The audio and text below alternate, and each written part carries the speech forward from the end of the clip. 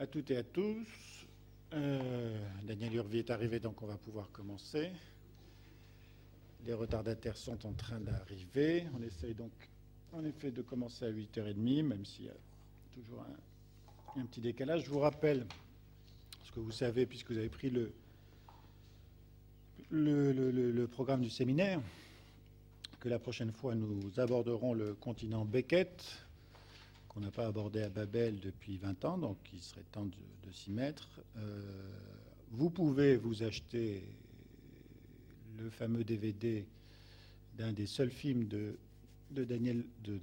Samuel Beckett, ce film s'appelant Film, donc c'est très, comme toujours chez Beckett, c'est très sobre. Donc le film de Samuel Beckett qui s'appelle Film chez MK2 en DVD avec Buster Keaton qui dure 20 minutes.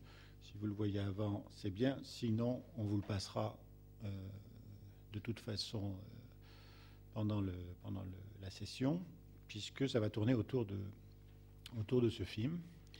Un film absolument impressionnant, magique. Buster Keaton comme vous ne l'avez jamais vu. Je ne vous en dis pas plus. N'hésitez pas à vous le procurer. Donc, Johan Loisel, Samuel Beckett. Alors, on a le plaisir aujourd'hui, le bonheur d'accueillir Simone Corfsos. Ça fait longtemps qu'on souhaitait l'inviter. On avait même programmé déjà. Elle était intervenue il y a un petit moment maintenant lors d'un des colloques Babel. Elle avait discuté brillamment René Roussillon, vous vous en souvenez, autour d'Italo Calvino. Il y a eu une passe d'armes et de chapeaux entre eux, tout à fait impressionnante. On a la vidéo, pour ceux que ça intéresse, bien sûr, on a la vidéo. Et Simone, donc, devait venir déjà depuis longtemps. On est très heureux de l'accueillir aujourd'hui. Simone est psychanalyste, elle est membre de la Société psychanalytique de Paris, elle est maître de conférence à Diderot, à Paris 7.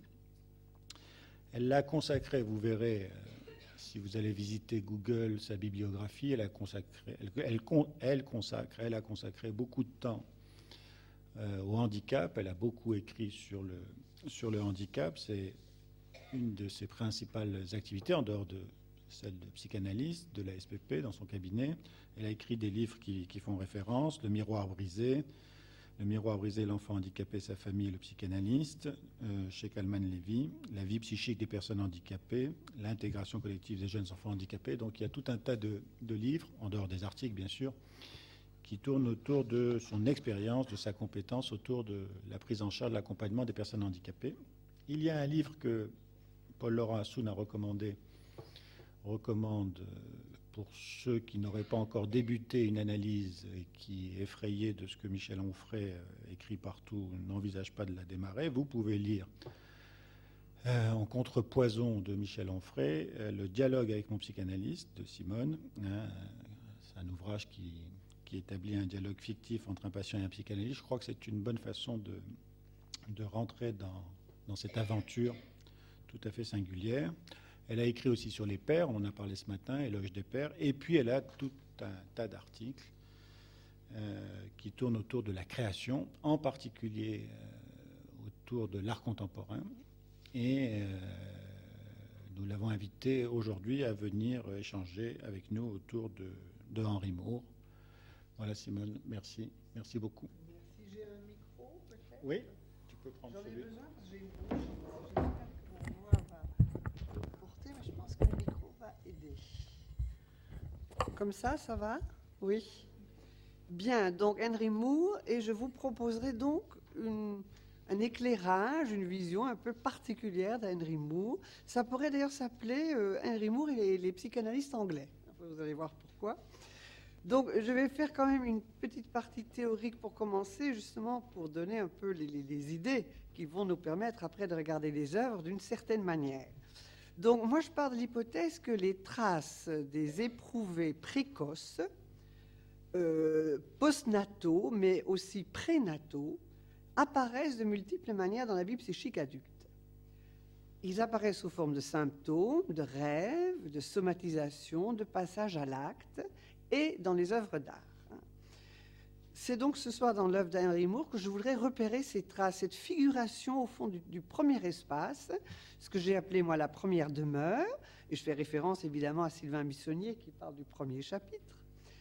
et les premières constructions de l'appareil psychique. Donc, je vais me hasarder dans cette entreprise un peu risquée, spéculative, de repérer l'émergence, la figuration de traces mnésiques précoces dans la construction de l'espace psychique ou corporel qui est donc projeté sur la surface d'un tableau, évoqué dans une poésie, dans l'espace d'une séance, et là, donc, dans une sculpture. Avec l'idée qui, je pense, est une idée qui est fondamentale pour le séminaire, qui est que les artistes ont beaucoup à nous apprendre sur la vie psychique, et que, pour moi, je pense que la psychanalyse a beaucoup à apporter à la compréhension des œuvres d'art, hein, malgré la mauvaise presse qu'a la psychanalyse appliquée. Bon. Donc, je vais essayer de m'appuyer sur les sculptures de Moore donc, pour déceler cette émergence en faisant l'hypothèse donc, que les œuvres de Moore rendent compte du processus. Hein. Je dirais que Moore, c'est moins, au fond, la représentation de personnes ou d'individus qu'une représentation des processus psychiques. Et qu'il propose, au fond, au spectateur adulte, une forme visible de ce que fœtus ou bébé il a éprouvé sensoriellement, soit dans l'espace intra-utérin, soit dans ses premières relations avec le monde et avec l'autre. D'où, je dirais, cette fascination assez énigmatique qu'exerce Moore, qui provoque toujours chez le spectateur le désir de toucher les sculptures ou de rentrer dedans. Il y a des sculptures où on peut rentrer dedans. Hein. Alors, bon, il y a évidemment quelques obstacles. Hein, les premiers obstacles méthodologiques, comment repérer ces traces, des problèmes épistémologiques, comment en être sûr. Bon, là, je renvoie à Bion, dont je vous parlerai un petit peu plus, parce que Alors, oui, je vais quand même dire d'emblée que l'œuvre Moore, hein, c'est contemporain de Mélanie Klein, de Winnicott, de Tustine, de Melzer et de Bion. Hein. Ils ont vécu dans la même ville à la même époque. Alors, et Bion disait donc, on me demande une preuve. Hein, lui qui disait le prénatal est là, dans le postnatal, il dit, mais je ne peux pas avoir une preuve, parce que pour ça, il faudrait que j'ai un fœtus sur mon divan. Bon, enfin, il a trouvé d'autres moyens.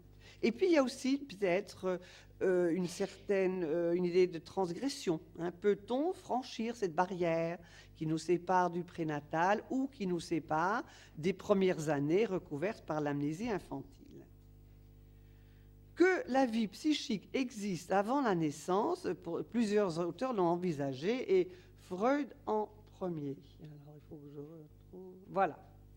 La fameuse citation de Freud, « La vie intra-utérine et la première enfance sont bien plus en continuité que ne nous le laisse croire la césure frappante de l'acte de la naissance. » Cette phrase-là, Bion s'en est emparé pour développer toute son idée sur la césure. Winnicott aussi a dit qu'il y avait un état d'existence dans le bébé, aussi bien avant la naissance qu'après. Mélanie Klein nous donne une autre piste. Non, ça c'est Bion. Non, j'ai pas. Bon, je reviens en arrière. Voilà. Elle parle des memories and feelings, hein, en disant au fond que le jeune enfant ressent des choses qu'il ne peut pas exprimer par le langage et qu'ils apparaissent peut-être sous forme de souvenirs en forme de sentiments, hein, reconstruites et verbalisées après coup. Et que ce sont des phénomènes qui appartiennent au stade primitif du développement. Et puis alors, avec Bion, qui dit donc, il existe une continuité entre le fœtus arrivé à terme et le nourrisson, encore que celle-ci soit à la fois maintenue et brisée par ce qui fonctionne comme une synapse, un diaphragme, un écran, permettant à la pensée primordiale du fœtus et d'être projetée dans cette césure et de faire le trajet inverse du nourrisson jusqu'à ces niveaux primordiaux de pensée et de sensation. C'est-à-dire que donc, pour lui, la césure, c'est ce qui sépare, qui en même temps sépare, mais et en même temps permet peut-être des passages, dans les deux sens d'ailleurs, entre ce qu'il appelle donc le prénatal, hein, et le postnatal. Et à la fin de sa vie, il a donc écrit des choses assez étonnantes pour imaginer des dialogues entre ces natal et c'est post-natal, en disant que le post-natal avait au fond la mission de rendre compte de ces expériences qui sont là, mais qui demandent à être symbolisées, verbalisées, figurées avec Moore. Hein, on va y venir donc. Alors, Tustine aussi, évidemment, s'est énormément intéressée, elle qui était analysante de Bion, s'est beaucoup intéressée à ça, en particulier avec les enfants autistes. Et il y a une idée chez Tustine que je trouve extrêmement intéressante, c'est qu'elle postule une faculté innée de production de formes qui viennent de la sensation de substances corporelles molles, comme les excréments, l'urine, la morve, la salive, le lait, etc. Et ces formes, en structurant les sensations, vont fonder le premier sentiment d'exister et permettre au bébé de restituer une continuité grâce à la capacité de rêverie de la mère. Donc il y a cette idée d'une tendance innée à donner forme. Et là, je cite une phrase de Moore, hein, qui lui était donc aussi très sensible aux formes, bien sûr. Bon, je l'ai en anglais, mais je vous la traduis. Il dit il y a des shapes, hein, les shapes. Tustine, c'est un mot qu'elle utilise, les shapes. Il y a des shapes universels qui concernent tout le monde inconsciemment et auxquels on peut répondre, si on ne s'en sépare pas par un contrôle conscient. Hein. Donc, on retrouve cette idée d'une mise en forme, d'une figuration d'éprouvés qui ne sont pas forcément visuels. Donc. Alors, je vois donc là une espèce de convergence. Alors, je vous disais, il y avait tous ces psychanalystes, il y avait Moore en même temps, dans la même ville. On sait très peu de choses. Hein. Il semble des contacts qu'ils auraient pu avoir. En tout cas, Tustine a vu les œuvres de Moore, puisqu'on va voir un commentaire qu'elle en a fait. Sinon, on sait très peu de choses. Et je dirais peu importe, après tout. Il n'y en a probablement pas eu beaucoup, parce que Moore se méfiait beaucoup de la psychanalyse. Il disait beaucoup, il ne vaut mieux pas trop expliquer ou chercher à comprendre son œuvre, parce que ça enlève l'énergie créatrice. Alors, donc peu importe, ce qui est intéressant de voir, c'est qu'au fond émergent au même moment, dans un même moment historique, culturel, deux manières différentes mais analogues de traiter le même problème. Et ce même problème, ce serait celui de cette constitution du premier espace et des premiers processus psychiques. Hein. Excusez-moi, hein, mais... Bon. Donc, quelque chose qui a à voir avec l'articulation toute première du bébé avec le monde extérieur, du couple mère-enfant, qui est en même temps vu de l'extérieur et ressenti de l'intérieur. Et on va voir comment les sculptures de Moore sont tout à fait dans cet axe de bousculer l'intérieur et l'extérieur.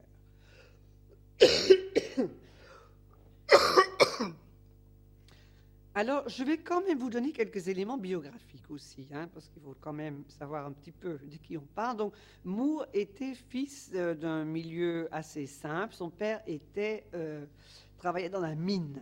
Néanmoins, cet homme mineur était aussi un grand connaisseur de Shakespeare et de la Bible et voulait donner à ses enfants une éducation tout à fait importante. Alors...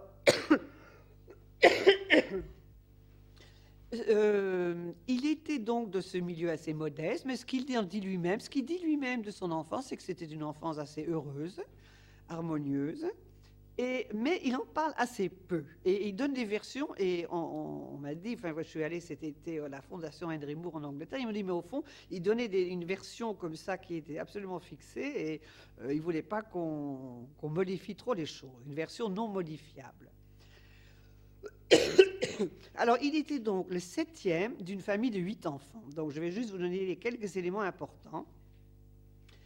8 enfants. Sa mère s'appelait Marie. Il avait une sœur qui s'appelait Marie et il a eu une fille qu'il a aussi appelée Marie. Cette mère était une femme très, très dynamique, très énergique, très présente et qu'il aimait énormément. Il était donc le 7e enfant de 8, la 8e était une petite sœur, Elsie, qui est née quand il avait 3 ans et qui est morte à l'âge de 12 ans, quand lui avait donc 15 ans. Et il s'est retrouvé donc à ce moment-là être le dernier. Et elle est morte parce qu'elle avait une faiblesse cardiaque qui était mal repérée. Elle était très sportive, elle faisait beaucoup de natation, et elle est morte en faisant de la natation, noyée.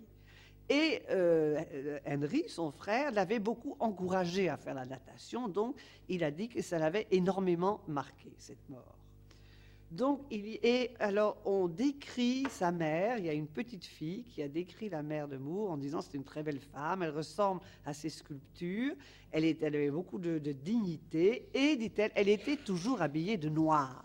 Elle était d'une grande élégance, elle était toujours habillée de noir. Mais pour nous, évidemment, on pense noir quand même, le deuil de l'enfant, de la petite Elsie. Alors, une anecdote de son enfance qui a été beaucoup reprise et qui est très intéressante. Cette mère était donc assez âgée et elle souffrait de rhumatisme. Et quand il rentrait de l'école, vers 7-8 ans, elle lui demandait de lui masser le dos. Donc il massait le dos de sa mère et il a dit qu'après, il a réalisé à quel point le dos est quelque chose de tout à fait important dans ses sculptures. Donc, il est resté toujours très proche de sa mère. Pendant un temps, il habitait juste à côté de chez elle, jusqu'au moment où il s'est donc marié. Et il s'est marié avec une jeune Russe, Irina, qui était une de ses étudiantes, qui est restée sa femme jusqu'à la fin de sa vie, et avec qui, donc, il a eu une fille. Mais après 17 ans de mariage, parce qu'elle avait eu beaucoup de fausses couches, enfin, beaucoup de difficultés à avoir un enfant, et il a donc eu cette fille Marie en 1946, qu'il adorait. Il adorait sa fille, s'occupait beaucoup de sa fille, mais il semblerait que sa femme, Irina, qui avait eu elle-même une enfance très difficile avec une mère russe, un peu aristocratique, fait qu'il avait amené en Angleterre, mais assez maltraitante, et il semblerait que Irina elle-même n'était pas une mère très chaleureuse pour Marie. Alors, il a donc fait sa formation. Alors sa vocation, ça c'est aussi une histoire assez intéressante. C'est tout assez petit, il allait à l'école du dimanche, et un jour, on lui a parlé de Michel-Ange. Michel-Ange, le plus grand sculpteur qui existe. Ça l'a complètement enthousiasmé. Il est rentré chez lui, il a cherché dans son encyclopédie, et depuis ce jour-là, il a dit « Je serai sculpteur ». Et je crois qu'il pensait « Je serai un très grand sculpteur », comme Michel-Ange. Et d'ailleurs, curieusement, il est mort à l'âge de 88 ans, et il voulait arriver à 89 ans, qui est l'âge où Michel-Ange est mort, mais il n'y est pas tout à fait arrivé. Alors, donc, il fait des différentes écoles, et il arrive finalement à faire l'école des Beaux-Arts de Londres. C'est ce qu'il ambitionnait, évidemment, et il débarque à Londres, et là, il découvre le British Museum. Il dit que l'enthousiasme de découvrir toutes ces sculptures, j'étais comme un homme affamé qui entre dans le rayon d'alimentation de Selfridge, c'est le Monoprix, quoi, l'épicerie. Et il était donc extrêmement passionné, et surtout par la sculpture archaïque. Dans ce premier temps, la Grèce antique, la Renaissance ne l'intéressait pas. C'était l'art précolombien, égyptien, inuit, les masques africains. Et c'était un choix qui n'était pas seulement esthétique, c'était presque un choix politique de révolte contre les critères traditionnels qu'on enseignait dans les écoles d'art. Il disait, il fut un temps où je m'efforçais de ne pas regarder la sculpture grecque quelle qu'elle soit, ainsi que celle de la Renaissance, car je considérais que l'art grec et celui de la Renaissance étaient l'ennemi, qu'il fallait renverser tout cela et tout recommencer du début de l'art primitif. Donc le début de l'art primitif, et on retrouve là aussi ce que je vous disais là sur cette thématique qui est présente du début, c'est les origines. Il nous parle au fond des origines. Alors, son thème majeur, c'est la mère et l'enfant. toute son œuvre est entièrement, alors là je vous en donne une, mais il y en a des quantités, la mère et l'enfant. C'est vraiment son thème, il l'a dit. Il a dit, mon grand thème, c'est la mère et l'enfant. Il a dit, c'est un thème infini. Je n'aurai jamais fini de traiter ce thème. Alors, donc, on va voir donc, des corps de femmes avec des corps d'enfants. Hein, toutes les articulations possibles entre les corps de femmes et les corps d'enfants, qui évoquent bien évidemment ce que Winnicott était en train de traiter à ce moment-là avec le holding, le handling, le object presenting. Hein, on est tout à fait dans ce même état d'esprit. Alors, bon, pourquoi est-ce qu'il était si attaché à ce thème? C'est la question que je me suis posée. En voyant d'ailleurs dans une exposition qui est à Londres cet été, avec des œuvres un peu du début, hein, dès la première salle, mère-enfant, mère-enfant, mère-enfant. On se dit, mais pourquoi, hein? Et j'ai demandé d'ailleurs, est-ce qu'il y avait des gens qui ont posé, des femmes qui ont posé? Non, il n'y avait pas de femmes qui ont posé. Il y avait sa sœur qui voyait quelquefois avec son bébé, mais sinon, non. Et je me suis dit, au fond, est-ce que ce n'est pas quelque chose, là encore, d'un souvenir, hein, est-ce que cette femme qui allait un bébé, ou qui tient un bébé, ou qui porte un bébé, n'est pas sa mère tenant sa sœur Elsie? C'est l'hypothèse que je me suis faite. Quelque chose qu'il a vu, donc, mais en même temps, aussi lui-même, bien entendu, hein, ce qui va évidemment actualiser lui-même dans les bras de cette mère tant aimée. Alors, impossible de savoir les circonstances de sa naissance, il a été allaité et tout, il n'y a rien, il n'y a aucune biographie qui ne donne ces éléments-là. Alors, je pense à une phrase de Jean-Pierre Vernant, l'historien, qui dit « Dans l'image figurée, le tout se donne à voir en un seul moment. » Et je trouve que c'est ça l'impression que me donnent ces mères et ces bébés. Le tout se donne à voir en un seul moment. Hein. Il est en même temps le petit garçon qui voit sa mère adorer allaiter sa petite sœur, la petite sœur qui va mourir, le laissant lui le dernier de la fratrie. Il est en même temps le bébé qui est tenu par la mère, et on peut même se demander évidemment s'il n'est pas aussi lui-même la mère dans une identification féminine. Alors, donc voilà, ça c'est des sculptures, c'est des petites sculptures. Je crois qu'on peut les voir actuellement au musée Rodin. Rocking Chair, ce sont 1950, c'est peu après la naissance de Marie. Parce que donc ce thème qui a traversé toute son œuvre, au moment où il a eu Marie, dont il s'est beaucoup occupé, évidemment, il y a eu encore un développement supplémentaire. Alors là, il y a cette image où il y a le corps de la mère, le corps du bébé. D'ailleurs, je l'avais montré à une autre conférence, les gens avaient des réactions assez mitigées. Il y a des gens qui trouvaient qu'il était tenu, le bébé, attaché. D'autres qui trouvaient qu'il y avait un mouvement de liberté, hein, donc je vous laisse en juger. Il y en a une autre, alors celle-là on la voit très mal malheureusement, mais bon, je trouve que c'est très intéressant aussi de voir encore une autre manière d'articuler le corps de la mère avec le corps du bébé. Alors, il y a donc aussi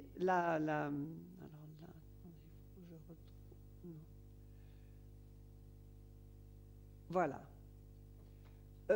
Il y a la fameuse reclining figure, hein, la figure inclinée. Attendez, est-ce que je peux aussi... Là, il y en a une. Voilà. C'est une très belle figure inclinée. Et il y en a beaucoup, donc, des comme ça.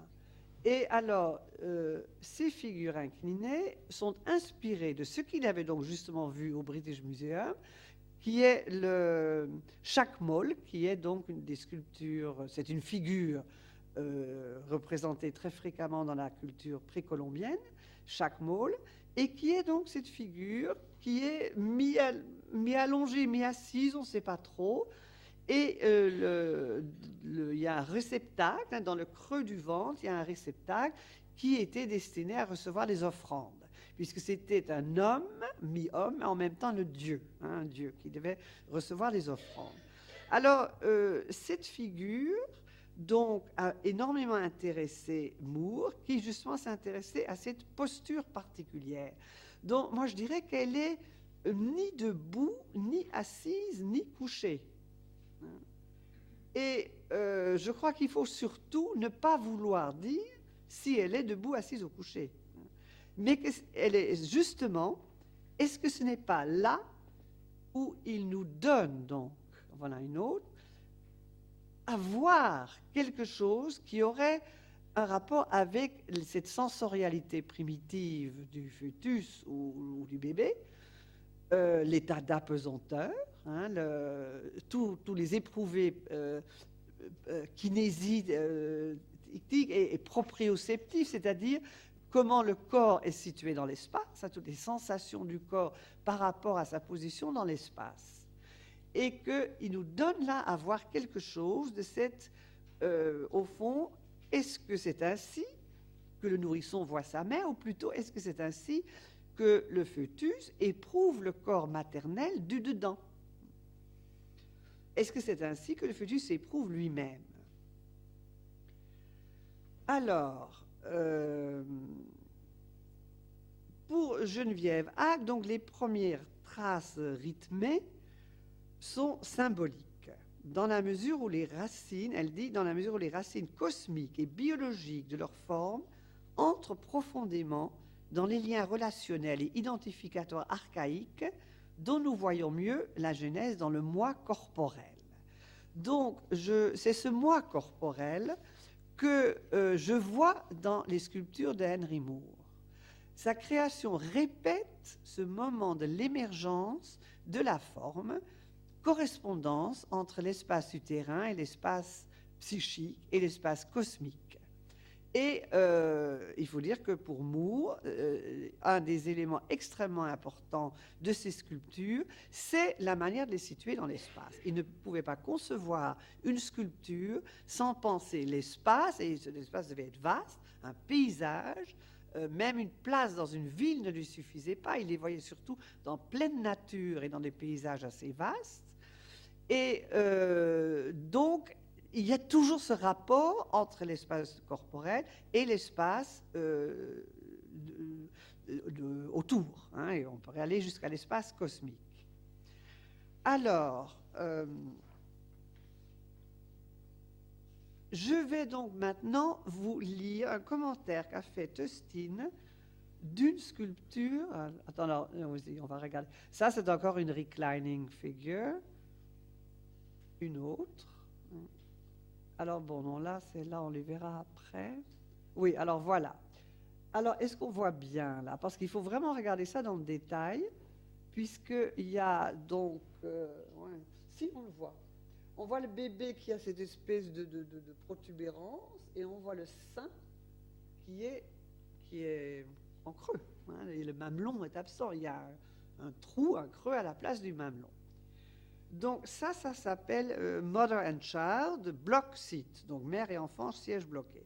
Donc voilà, je vais vous lire le commentaire de Tustine, hein, qui est tout à fait intéressant. C'est dans les états autistiques chez l'enfant. Alors, Moore exprime de façon poignante les effets de la séparation sur un état de fusion absolue. Nous savons que Moore a entretenu une relation d'une proximité excessive avec sa mère. Bon, elle dit excessive, ce serait à discuter. Bon. Je continue donc avec ceci. La mère et l'enfant sont enveloppés l'un dans l'autre de telle manière que leurs deux corps ne peuvent communiquer l'un avec l'autre. Le sein gauche de la mère, libre de toute étreinte, est pourvu d'un trou noir, là où aurait dû se trouver le mamelon. Le nourrisson, bien qu'assis sur les genoux de sa mère, est coupé de tout contact physique avec elle par le linge qui recouvre son corps, dans lequel il est emmailloté. À la place de la bouche, il est doté d'une protubérance de la forme d'un bouchon. Cette protubérance, si elle se trouvait sur le sein, bloquerait l'écoulement du lait au lieu d'être un moyen de téter. La fonction réaliste du sein, comme de la bouche, a été occultée.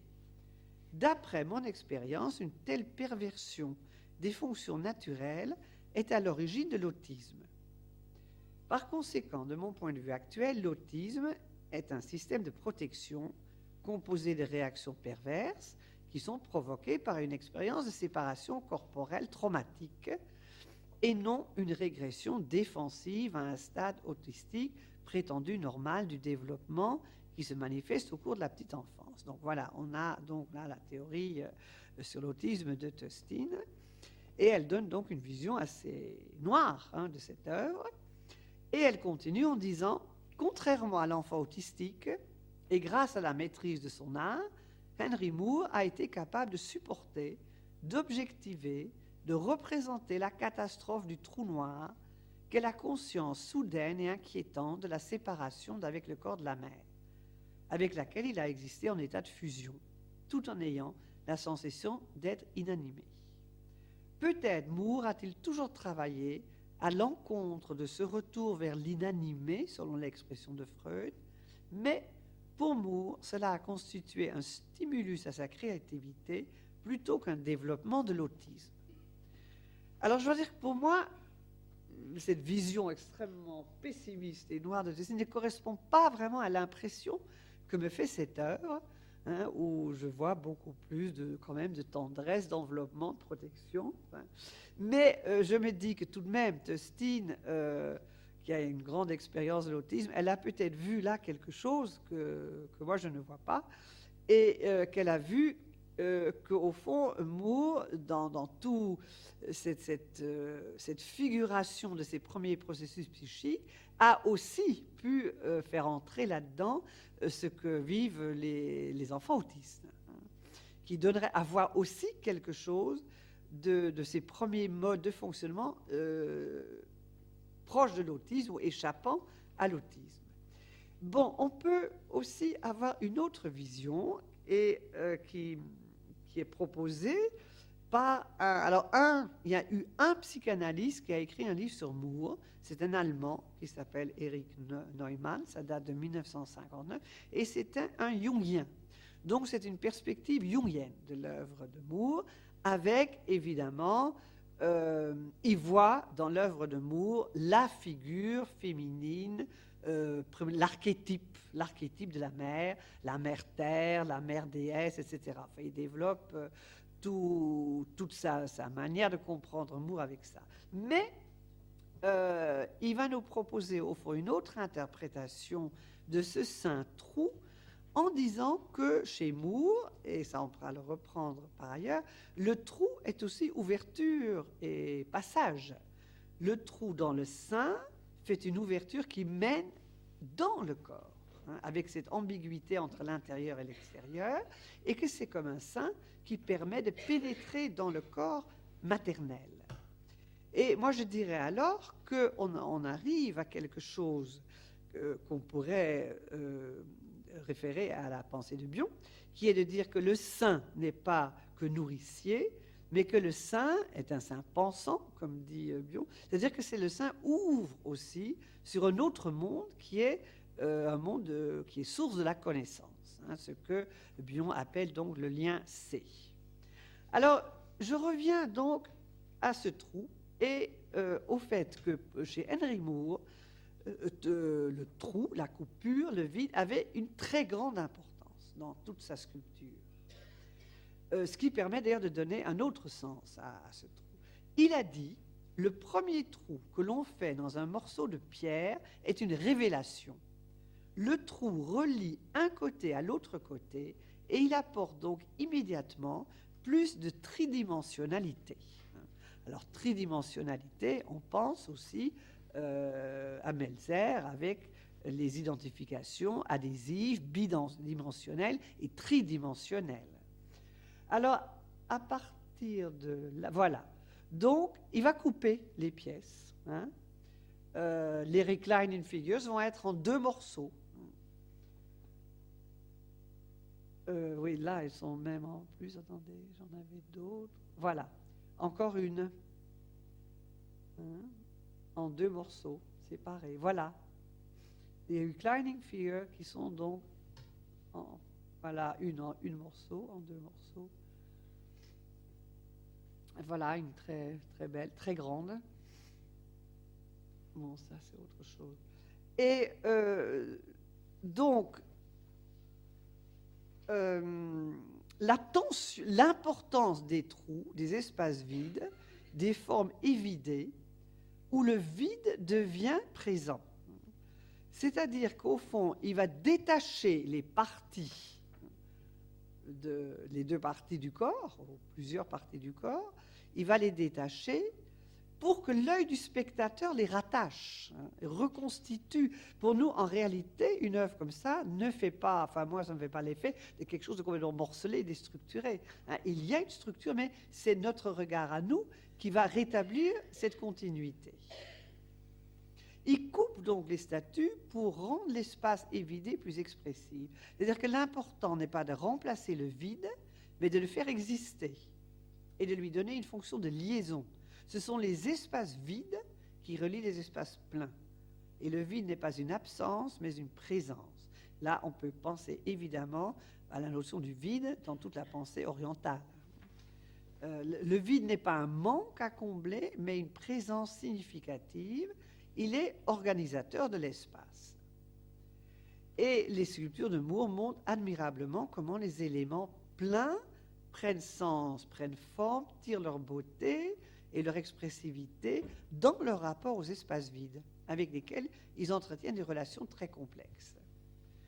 Alors là, on pourrait faire un développement, mais je ne vais peut-être pas m'y attarder, mais qui, par rapport à la psychanalyse, qui serait de dire qu'avec Bion, on a aussi une autre manière de concevoir le vide, enfin l'objet perdu, disons, hein, l'objet perdu,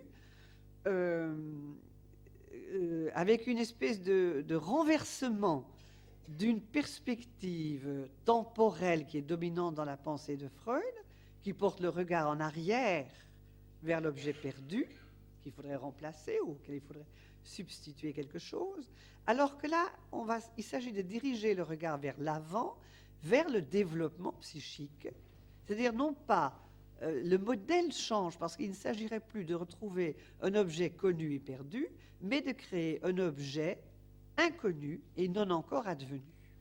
Et là, on est évidemment dans l'émergence de la forme, la création d'une forme.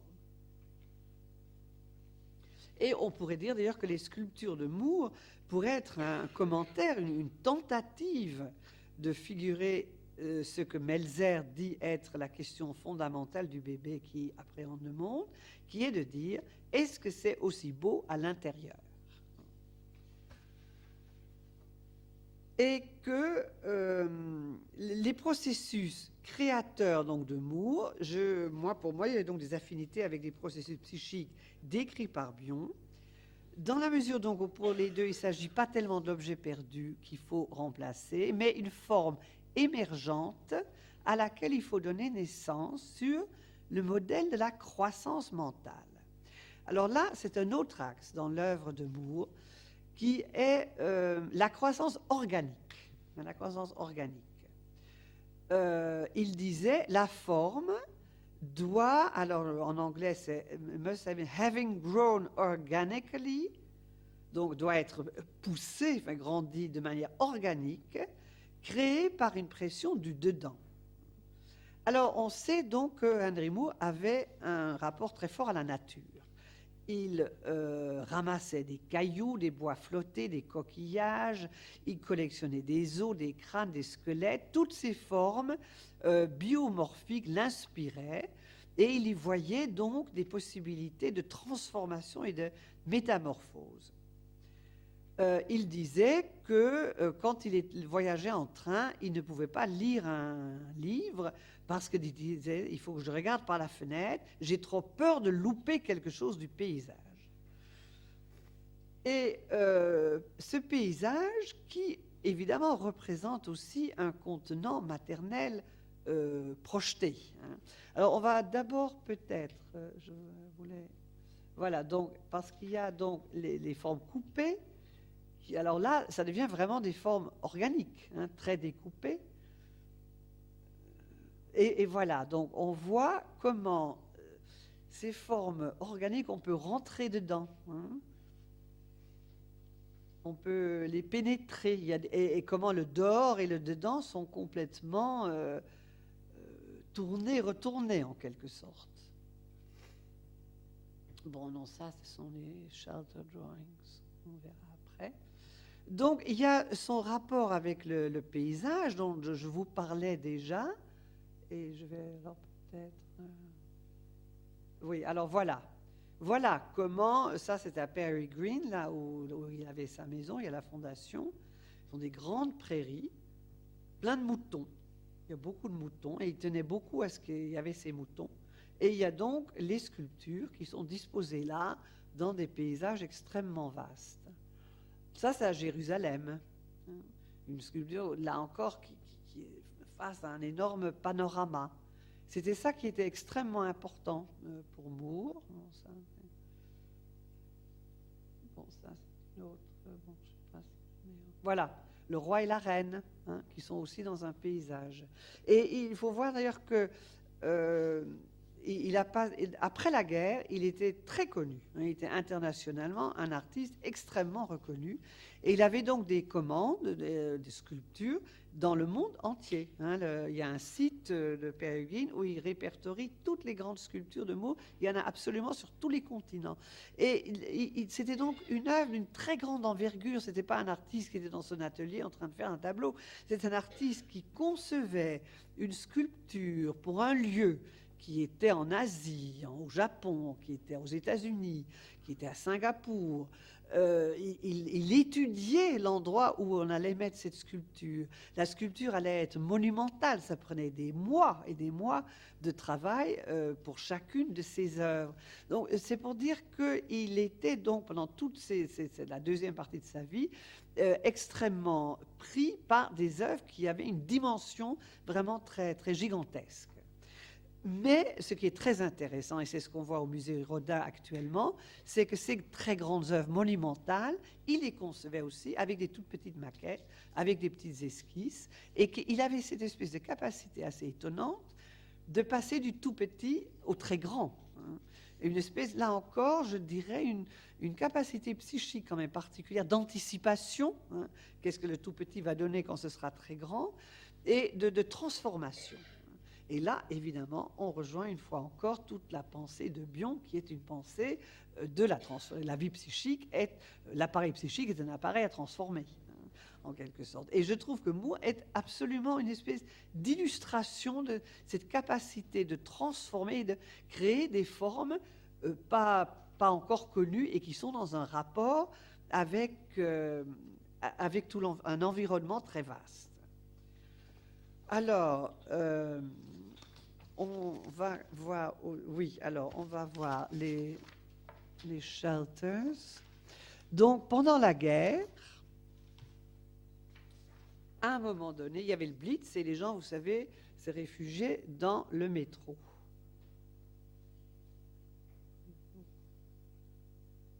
Voilà. La première. Donc, ils se réfugiaient dans le métro. Ils dormaient dans le métro. Et Moore, à un moment donné, a dû aller aussi dans le métro. Il a vu ça et il était absolument saisi. Et il a dit, j'y suis entré par hasard pendant un raid.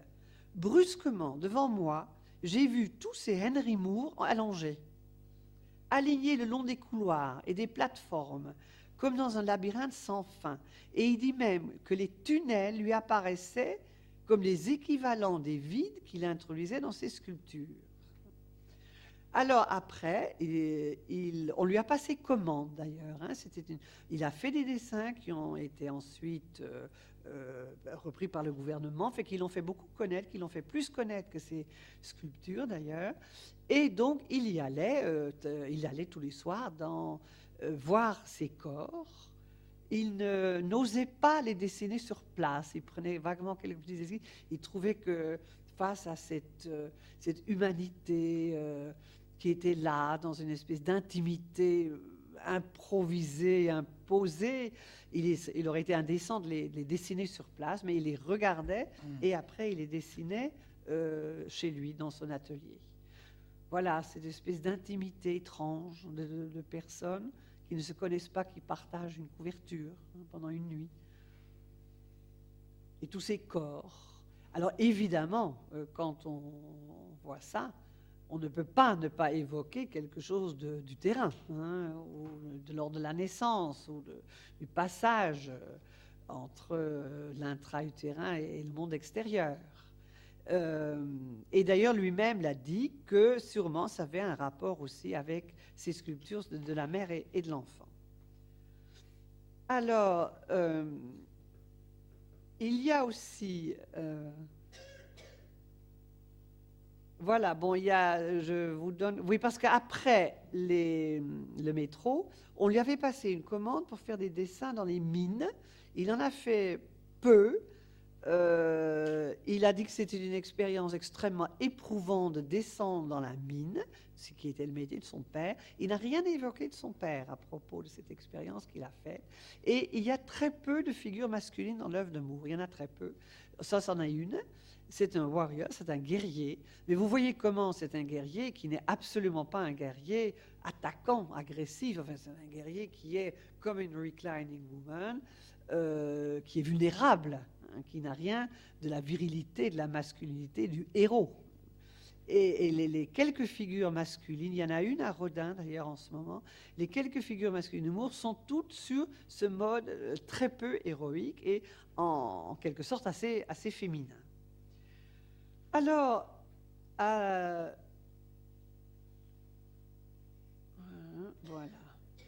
Ouais.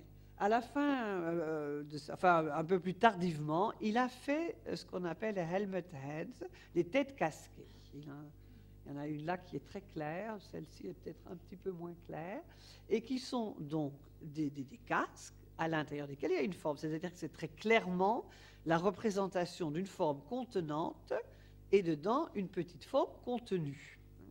Donc là encore, quelque chose qui a à voir évidemment avec la cavité primitive, matricielle, le contenant maternel, le bébé contenu ou tenu par la mère. Alors ces œuvres sont assez... Elles donnent une impression un peu ambiguë. C'est-à-dire qu'on se demande, au fond, est-ce que c'est une ouverture, hein, quelque chose qui s'ouvre, ou est-ce que c'est quelque chose de l'enfermement, de la claustrophobie, hein? Quel est le rapport entre ces deux formes? Est-ce qu'ils sont libres, hein, dans un rapport de liberté l'un avec l'autre, ou aliénés l'un à l'autre, hein? Il y a quelque chose là qui flotte d'une espèce d'incertitude.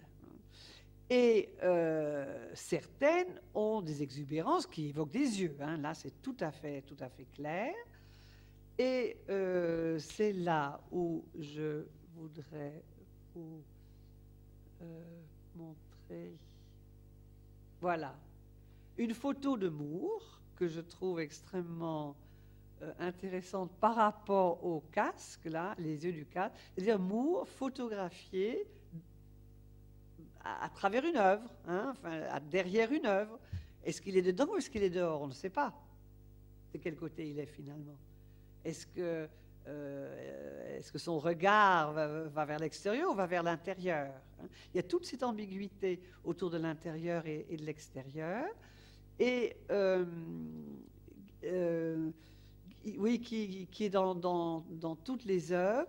Et oui, qui implique d'ailleurs aussi un autre point très important dans les sculptures de Moore, que lui-même a souligné, c'est l'importance de tourner autour.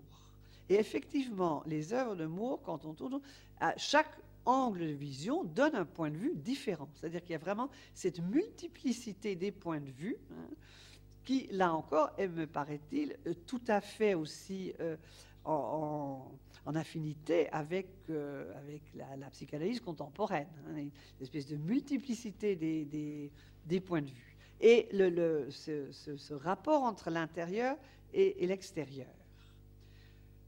Oui, alors je terminerai peut-être. Ça, c'est une œuvre de commande pour une église.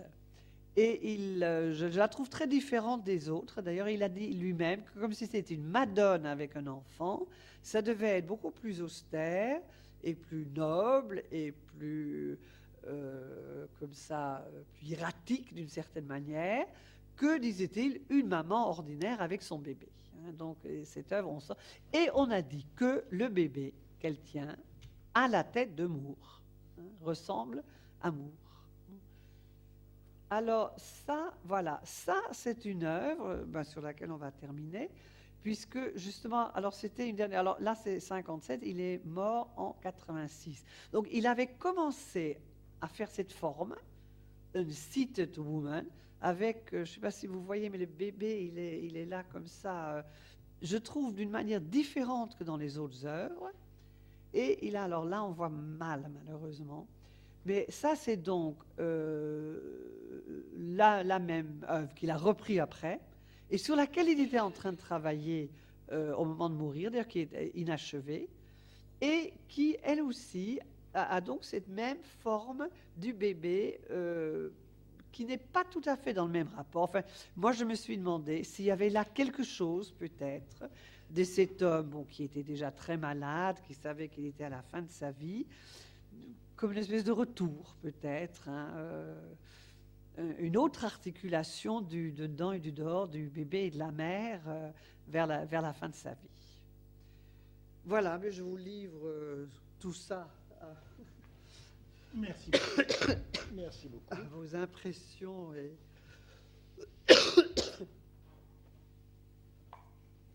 Alors, mesdames,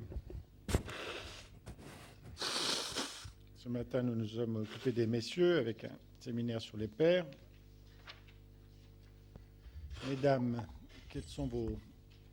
Mesdames et messieurs, bien sûr, c'est une façon de parler, mais nous sommes peu nombreux aujourd'hui. Quelles sont vos impressions après cette intervention très convaincante, que j'ai trouvée, moi, très convaincante pour ma part, qui souhaite engager la discussion? Oui, madame. Pascal, on va essayer de trouver un micro pour enregistrer, s'il te plaît. À moins que tu sois à côté de moi. Oui, mais on aimerait bien aussi vous enregistrer, si vous permettez. Et pour ça, il faut que ça passe par le micro qui arrive de Rechef. Merci.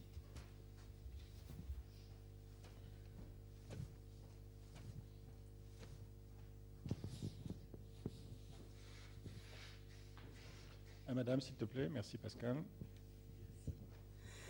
Oui, alors je trouve tout à fait passionnante là, votre analyse de l'œuvre d'Henry Moore par rapport à la fois aux psychanalystes qui existaient de son temps et qui s'intéressaient donc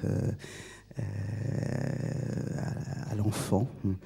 Et il y avait d'ailleurs la fille de Freud aussi, Anna Freud, qu'on peut rajouter. Et puis, j'ai vu l'exposition Henry Moore il n'y a pas très longtemps, et j'ai eu la même impression, quoi. C'est-à-dire en voyant cette exposition, moi, ce qui m'avait frappé d'abord, c'était on avait l'impression d'os, mais d'os de pelvis avec des ronds et des creux. Et donc, j'avais l'impression que c'était le thème tout le temps de l'accouchement, du pelvis maternel, alors évidemment, cette relation fusionnelle mère-enfant qu'on retrouve tout le temps, l'idée aussi, je trouve, dans les casques, où on voit à l'intérieur quelque chose, on a l'impression de retrouver encore cet utérus avec quelque chose à l'intérieur sous un autre thème. Le peu de figures masculines, effectivement, j'avais remarqué, l'une entre autres, il lui manque une jambe, enfin bon, Oui. Une figure châtrée. La figure qui est à Rodin, il lui manque une jambe. Et alors, il raconte qu'il a trouvé un caillou sur la plage qui avait cette forme d'un corps humain où il manquait une jambe et qui s'en est inspiré. Voilà, comme quelque chose de naturel, au fond. Il manque une jambe. Enfin, si ça l'a inspiré, c'est probablement que ça rappelait quelque chose bon, en lui. On peut en penser plein d'autres choses aussi, bien sûr. Oui. Et alors, effectivement, ce qui m'avait frappé aussi, c'est tous ces morcellements, en 2 pièces ou en 3 pièces ou en plusieurs pièces.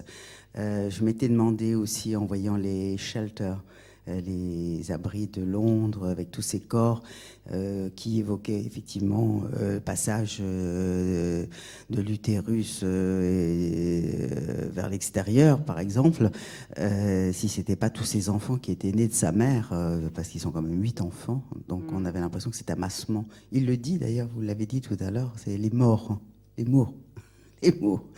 C'est ça, vous avez dit les mours, non ? Vous avez dit que pour lui, c'était les Mours, à moins que j'ai entendu de travers. Non. Il y avait beaucoup d'Henry Moore dans ce tunnel. Qu'il y avait beaucoup d'Henry Moore. Oui. Voilà. Oui, j'avais pas pensé comme ça. C'est vrai. Oui. J'avais pas pensé à ça. Moi, j'avais pensé qu'il retrouvait ses œuvres, quoi. Effectivement. Et moi, j'avais l'impression que tous les petits que la mère a mis au monde. J'avais pas pensé à ça, oui, oui. Et que, alors, comment a-t-il vécu la naissance de cette dernière sœur, donc 3 ans après lui? Oui, on se pose le problème de l'allaitement, combien de temps, etc. Est-ce qu'il a été très longtemps? Est-ce que la mère l'a sevré parce qu'elle était en... J'ai cherché à ça, savoir, on ne sait pas tout ça. Parce que c'est extraordinaire ce sein, oui, avec un trou à la place du mamelon. Voilà, mais en tout cas, j'ai beaucoup apprécié. Puis vous m'avez apporté, oui, des éléments intéressants. Qu'est-ce que c'est? Ah oui, c'est ça. Alors le chacmol, oui. Moi, ça m'avait évoqué le Mexique, puisque je suis allée au Mexique et pas le British Museum, parce que je ne l'ai pas vu au British Museum.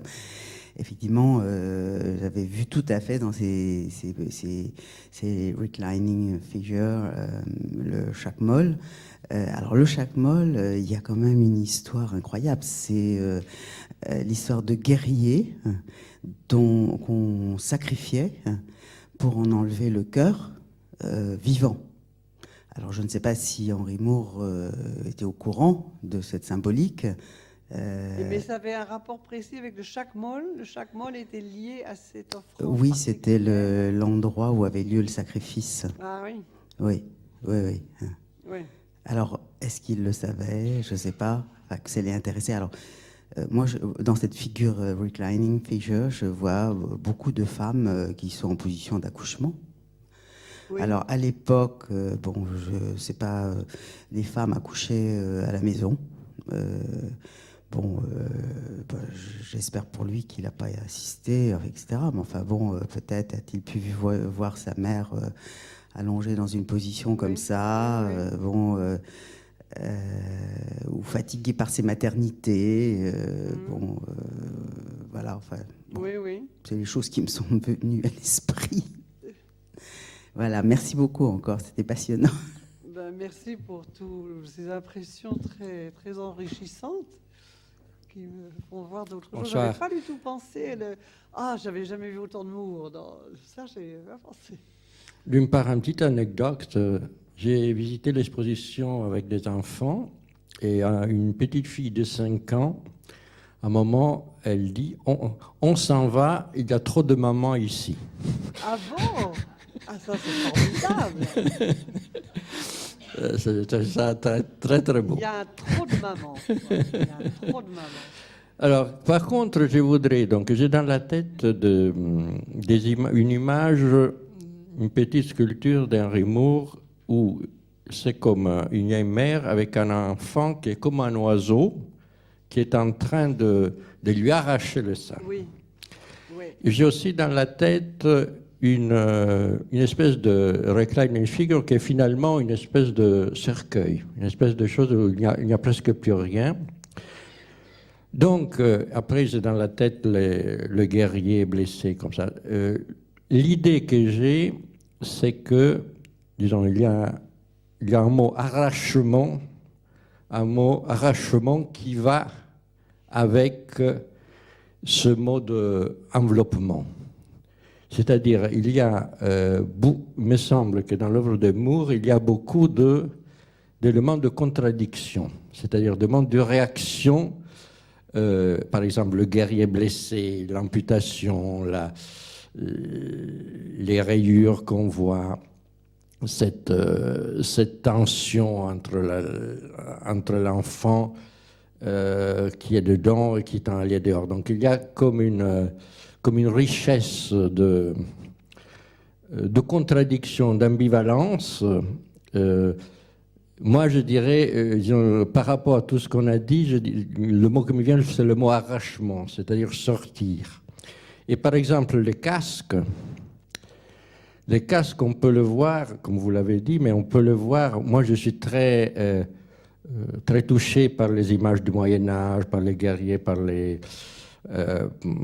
cuirasses et tout ça, et je sens très fort cette espèce de contradiction entre cette cuirasse très puissante et la chair à l'intérieur fragile. Disons. Alors là aussi, je vois une espèce de tension, une espèce de contradiction entre cette enveloppe solide et fermée et une intérieure beaucoup plus végétale, beaucoup plus mouvant, beaucoup plus... Alors, tout cet aspect, disons, de contradiction, et de tension et d'arrachement, je le vois, disons, comme une grande richesse. Voilà. Oui. Oui, je suis d'accord avec vous. C'est une grande richesse de pouvoir associer dans une seule œuvre les aspects aussi contradictoires. Parce que c'est vrai que la première impression, c'est quand même plutôt une impression de beauté, de tendresse, d'harmonie. Mais il y a ces petits éléments qui font... Il y a quelques sculptures comme ça, comme celui avec le bébé avec une tête d'oiseau. Et c'est assez atypique dans son œuvre, mais elle est là quand même. Hein, elle existe quand même. Et il y a quelques éléments comme ça qui font penser qu'effectivement, il y avait des tensions et des arrachements et quelque chose de l'ordre d'une destructivité peut-être aussi, hein, mais qui est complètement repris dans un processus créatif... Bon, de toute beauté, quand même. Mais c'est ça, sa grande force. C'est peut-être d'autant plus beau qu'on sent cette dimension-là. Sinon, ce serait mièvre. Sinon, ce serait joli. Hein? Mais la beauté de ces œuvres, ce qui est saisissant, c'est qu'on sent peut-être aussi la présence de ça. Oui.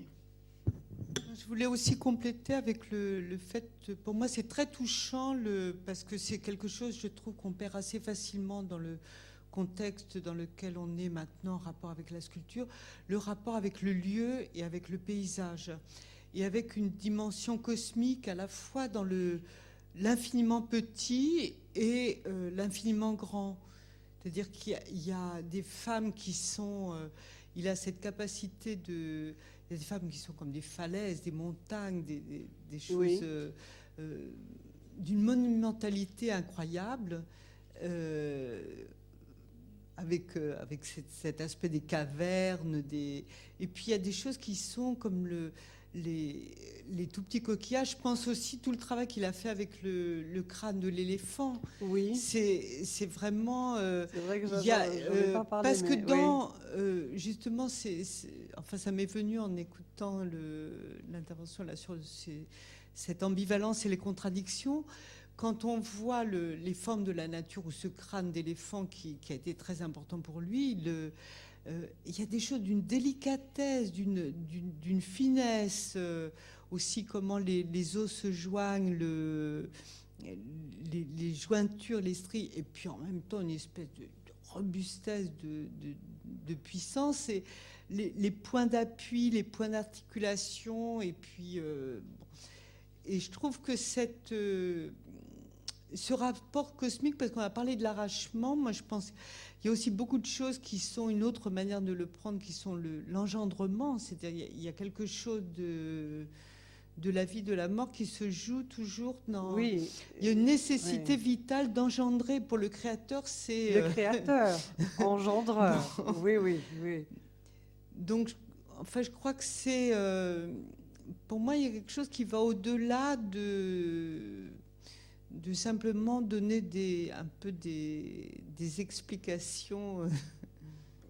Excuse-moi, je voulais souligner encore une chose, cet aspect monumental qui naît évidemment de la façon dont il traite les têtes, qui sont souvent des petits points tout petits et pas du tout, qui fait de la figure un côté organique et cosmique au-delà de la figuration du personnage. Et le fait et souvent les têtes, dans leur petitesse, dans leur essentialité, soulignent bien cet aspect souvent presque animal, cet aspect universel, disons, cet aspect du dépassement de la figure. Parce qu'il y a le rapport avec l'animal et le rapport avec le cosmos. Et par rapport à ce que vous disiez avant de ces aspects plus durs peut-être, hein, l'exposition qui a eu lieu cet été à la Tate Britain à Londres, allait complètement dans ce sens-là. C'est-à-dire qu'il y avait un parti pris des commissaires de l'exposition de dire Moore n'est pas celui que vous croyez, et qui ont mis en avant justement ces aspects. Il y avait la sculpture avec l'oiseau, il y avait le crâne de l'éléphant, enfin, il y avait différentes œuvres comme ça, et ils cherchaient à montrer effectivement qu'il y avait aussi ces aspects-là dans l'œuvre de Moore.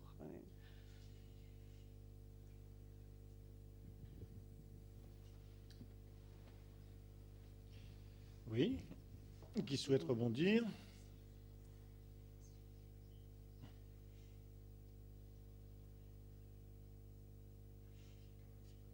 Alors moi, j'aimerais surenchérir sur ce qui a été dit là et que j'avais en tête en regardant en allant à l'exposition Henri Moore et en regardant les diapositives. Alors, comment dire, bon, ça a été dit, hein, il y a trop de mamans, beaucoup trop de mamans dans tout ça, et c'est beaucoup trop. Même le vide est lisse, il n'est pas anfractueux, c'est bon. C'est pas Brancusi, mais c'est pas loin. Bon, qu'est-ce que ça doit contre-investir? C'est ça la question. Alors, une des façons d'aller dans le sens de cette réflexion, c'est enfin, moi, je connais peu d'artistes, j'essaie de penser en même temps, j'en connais peu qui soient aussi monomaniaques d'un modèle qui est la Madonna con Bambino ou la Mother and Child. Il n'y a pas grand-chose d'autre. Quand un artiste est à ce point obsédé par une figuration, et pas n'importe laquelle, celle de la relation mère-enfant, qu'il passe sa vie de manière obsessionnelle à la redupliquer dans toutes les positions possibles et inimaginables, c'est qu'il y a quelque chose qui l'intrigue. Il y a quelque chose qui l'investit et qui le contre-investit. L'artiste est là pour essayer de gérer les affres de son ambivalence. Je ne crois pas de son ambiguïté. C'est beaucoup plus grave, beaucoup plus archaïque que ça. Je ne crois pas que ce soit simplement une ambivalence. Il y a une véritable ambiguïté à l'intérieur de lui qu'il arrive à contenir pendant un certain temps. Et puis il y a ces fameuses sculptures, mais ces fameux dessins aussi de ces enfants meurtriers, dévoreurs de seins, arracheurs de seins, etc. Donc cette obsession par rapport à un thème renvoie à un investissement contre investissement de quelque chose qui a été plus ou moins traumatique, douloureux. Qu'est-ce qui s'est passé dans son enfance, cette espèce de veuve noire permanente qui est sa mère. Bon, on peut spéculer tout un tas de choses, mais laissons tomber la pathobiographie et allons peut-être du côté de la création artistique pour aller vers quelque chose, moi en tout cas, qui me touche chez lui. C'est ce que tu as dit de ce besoin de tourner autour de la sculpture qu'on a tous chez tous les sculpteurs, mais aussi de rentrer à l'intérieur, de pénétrer, de voir ce qu'il y a dans cette articulation dedans-dehors. Je crois qu'alors, pour le coup, ce qui nous fait rééprouver à nous, spectateurs, il est peut-être le seul à pouvoir faire ça, peut-être avec Dubuffet, avec le jardin d'hiver à Beaubourg, certaines sculptures géantes de Dubuffet qui nous obligent à rentrer dans le décor. Il nous invite donc à rééprouver ce qu'on pourrait appeler la nostalgie de la chambre chaude de l'enfance, de la matrice utérine. Bon. Chez Dubuffet à Beaubourg, si vous voulez y aller, vous verrez probablement, comme moi je le vois assez souvent, quelques patients qui sont là dans les antres matriciels de Dubuffet et qui attendent que les choses se passent en projetant sur les murs du Dubuffet tout un tas de... Bon. Donc cette nostalgie de la chambre chaude de l'enfance, de l'antre matriciel, bon, on l'a tous eu, elle est dans beaucoup, enfin, elle est un thème prégnant, si je puis dire, chez bon nombre d'artistes. Qu'est-ce qui ferait la singularité de cette nostalgie chez Moore? Eh bien, la première chose, comme le dirait Monique Schneider, c'est que chez lui, le sexe de la femme, le sexe de la mère est visiblement, tel qu'il nous le montre, non pas un trou, mais une niche, un creux. Quelque chose qui peut accueillir le spectateur ou qui peut accueillir l'enfant. Enfin, on peut s'y lever à l'intérieur, même s'il y a un certain nombre de sculptures dans lesquelles on rentre où il y a quelques petits pics. Ce n'est pas le vagin denté, c'est pas tout à fait ça, mais de temps en temps, c'est un peu plus anfractueux que ça. Bon. Donc, il y a cette niche, ce creux qui peut accueillir l'enfant. On peut avoir la nostalgie de cette complétude entre le fond et la forme, entre les deux êtres dans une fusion. Bon. Et puis c'est ça, et comme ça a été dit, comme tu l'as repris, c'est ça et c'est pas ça. C'est-à-dire il y a une tension chez ces mères et enfants. Il y a une tension qui à mon avis, fait la différence. Ce n'est pas simplement la représentation d'une nostalgie du retour au sein maternel ou dans le ventre maternel où on serait au creux, lové, niché, dans un creux qui nous donnerait une forme. Bon, c'est pas... Il y a une tension et pourtant, ce n'est pas en fracture. Alors là, on pourrait aller vers quelque chose qui, à mon avis, est peut-être ça qui est essentiel chez Moore et qui rejoint Bion, c'est-à-dire que le vide, chez Moore, le vide est constituant. Le vide est constituant. Oui. C'est quand même une sacrée découverte, ça. Hein, c'est-à-dire que le vide, c'est pas rien, quoi. Le vide, Oui. c'est pas l'absence. Oui. Le vide peut être constituant et même générateur de cette poussée pulsionnelle qui nous invite à germer ou à penser psychiquement. Je crois que ça, c'est le vide de Moore est un positif. Ce vide, ce creux à l'intérieur des statues dans lesquelles on rentre, c'est pas un négatif, c'est pas un trou noir aspirant. C'est difficile à dire, hein, c'est un vide constituant. Je trouve pas d'autre chose, d'autres mots, c'est-à-dire qu'il nous invite à nous y... Bon. Et pourquoi il nous... Alors, si tout ça, si cette réflexion est vraie, elle peut être argumentée, complémentée par autre chose qui est assez prégnant chez Moore, c'est que je trouve, lui qui était contemporain de Winnicott, que ces mères n'ont pas le sens du holding. Elles ont le sens du handling, mais pas du holding. Je ne connais pas de statut de Moore où la mère enveloppe véritablement son enfant dans un encorbellement, dans un accordage, peau à peau, chair à chair, émotion à émotion. Chez Bion, c'est ça qui va faire naître les émotions et la pensée. Alors, c'est encore plus frappant dans les derniers que tu as montrés, y compris le stéréotypé pour l'Église, mais l'enfant est tenu, handling. Il n'est pas porté, enveloppé littéralement. Oui. Donc, il y a un vide constituant et un holding défaillant qui oblige à la tenue. Ce vide constituant originaire et ce holding défaillant oblige à la tenue de cet enfant, de ce sculpteur. Je crois que ça peut créer des ambitions de sculpteur, ça. Donc voilà, la question du vide constituant chez Henry Moore, un vide qui ne serait pas totalement vide, qui serait aussi un plein, qui serait maturatif, génératif, promoteur d'une nécessité vitale de penser et de germer dans cette enceinte vide. Mais cette idée d'un vide constituant, c'est une idée qui est tout à fait présente dans la pensée chinoise, Oui. orientale en tout cas. D'ailleurs, on peut se demander si Bion, qui a quand même été élevé en Inde et par une nounou qu'il a nourri avec toute la mythologie et toute la philosophie orientale, n'a pas été marqué par ces notions. Attends, parce que là, j'avais... qu'est-ce que j'avais? J'avais une petite... j'avais une citation de Maldinet, que j'aime beaucoup, qui dit « Ce qui compte dans la sculpture, ce sont autant les parties invisibles que les parties visibles.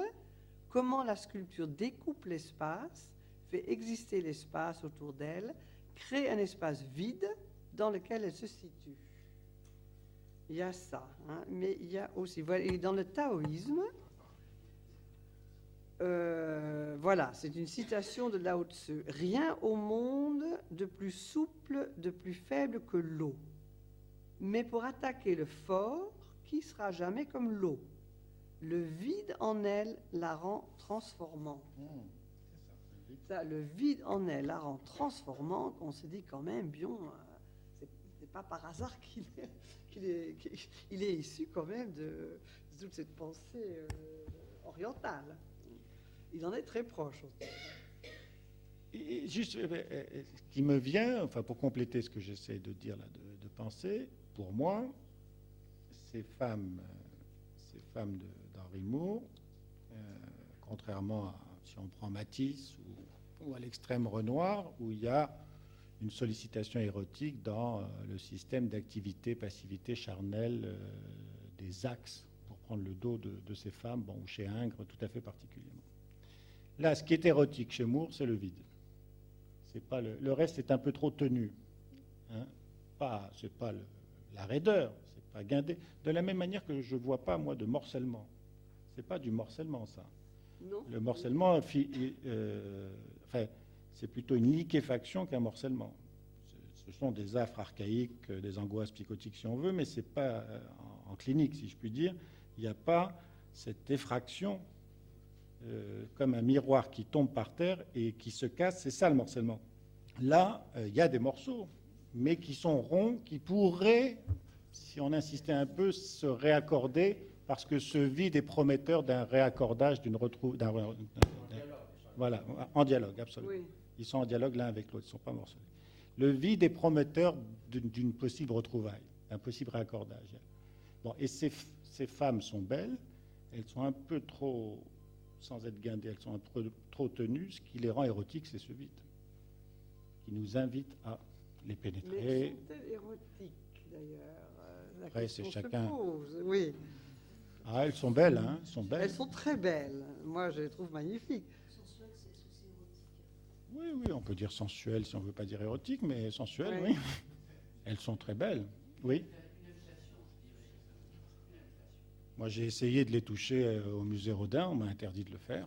Bon. Elles sont sensuelles, on ne peut pas dire qu'elles sont froides. Et puis la matière, hein, la matière est belle, je ne sais pas ce que c'est. La matière est belle, cet albâtre, ce marron. Alors, au musée Rodin, ils ont montré surtout donc des plâtres.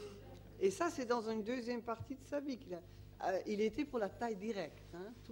Il a démarré toutes ses grandes œuvres sur la taille directe. C'est-à-dire qu'il s'attaquait directement à la pierre. Mais au musée Rodin, on voit comment il a évolué. À un moment donné, il a commencé à utiliser le plâtre, qui est évidemment quelque chose de beaucoup plus malléable. Et qui était prévu en fait pour faire des esquisses, mais qui sont devenues des œuvres à part entière. C'est-à-dire les plâtres servent à faire le moulage des bronzes ensuite. Oui, c'est ça. Oui, c'est ça. D'ailleurs, il y en a une où il y a les 3 étapes. Même, et d'ailleurs, c'est intéressant parce qu'on voit à quel point la matière, la patine, à la fois c'est la même et c'est pas la même. Bon, je vois qu'on a affaire à des spécialistes. Il a travaillé le marbre aussi. J'ai cru comprendre qu'il était allé s'installer près de Carrare. Oui, il avait même une petite maison à côté de Carrare. Il est passé plusieurs semaines par an pour aller chercher le marbre. En référence à Michel-Ange, évidemment. Hein, Oui, il allait chercher le marbre. Il a aussi fait une série, une petite dizaine à peine, de sculptures en bois, qui étaient exposées à Londres cet été, d'ailleurs. Ça donne un effet encore différent. Oui, en bois.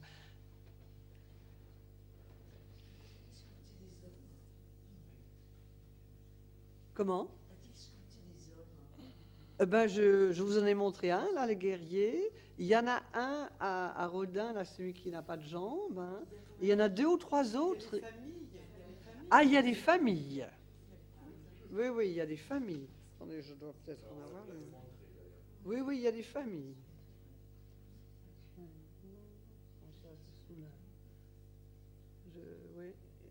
Bon, là, il y a le roi et la reine. Oui, là, il y a un dessin que je voulais montrer aussi avec les casques, hein, emprisonnés. Là, on est dans ce dont vous parliez, vous. Quelque chose de beaucoup plus inquiétant. Voilà, donc ça, c'est les guerriers. Alors, ça, c'est une image que j'avais insérée là-dedans, parce que c'est Dan Flavine, c'est un artiste contemporain. Parce que vous disiez la sculpture, donc de Moore, bon, elle a un rapport très important avec l'espace autour. Mais à l'heure actuelle, il y a quand même beaucoup de sculptures contemporaines qui font encore autre chose, qui est de créer un espace. La sculpture est un espace. Ce n'est pas une sculpture dans un espace. Et là, Dan Flavine, il travaille donc avec des lumières, on rentre dedans, c'est ça sa sculpture, mais on rentre dedans. C'est encore une autre conception. Richard Serra. Oui. Oui, oui. Mais c'est encore un pas de plus, peut-être, enfin, en tout cas, une autre manière de concevoir la sculpture. Là, ce n'est plus du tout un objet qu'on regarde, il crée un espace dans lequel on rentre. Et c'est ça, la sculpture. Je ne sais pas où est passée ma famille, j'en avais pourtant une, me semble-t-il. Je crois qu'il y en avait sur les images, les autres images, là. On peut peut-être prendre la série des autres images.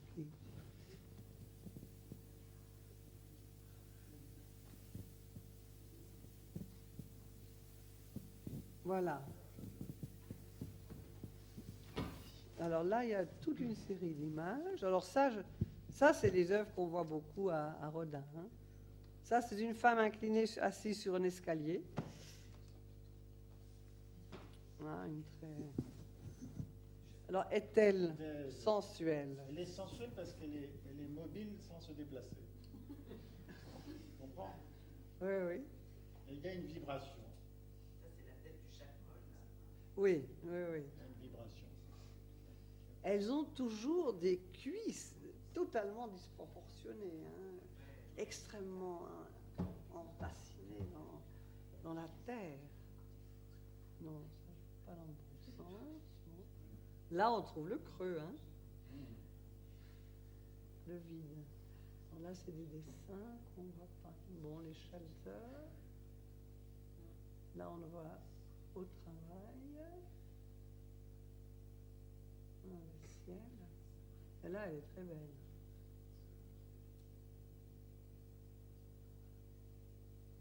C'est vrai que c'est le même thème, décliné, décliné, décliné. Hein.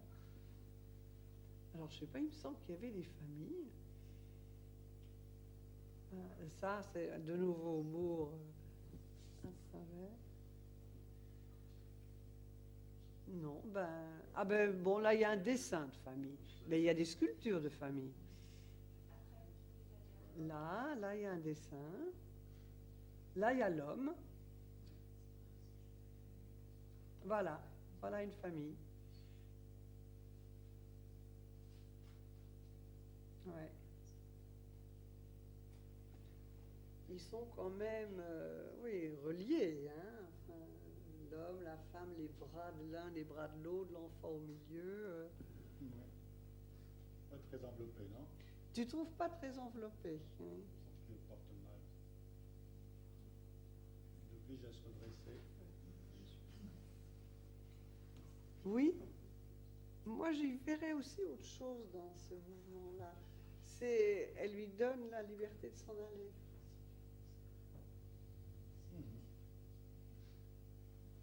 Dans les rocking chairs, là, il y a quand même ce mouvement de l'enfant qui est là. Je sais pas, moi je sens aussi quand même un mouvement de liberté possible pour ce bébé. Justement, peut-être parce qu'il n'est pas trop tenu, je sais pas. Oui. Il y a une espèce d'articulation entre son corps à elle et le corps du bébé qui fait qu'il peut bouger.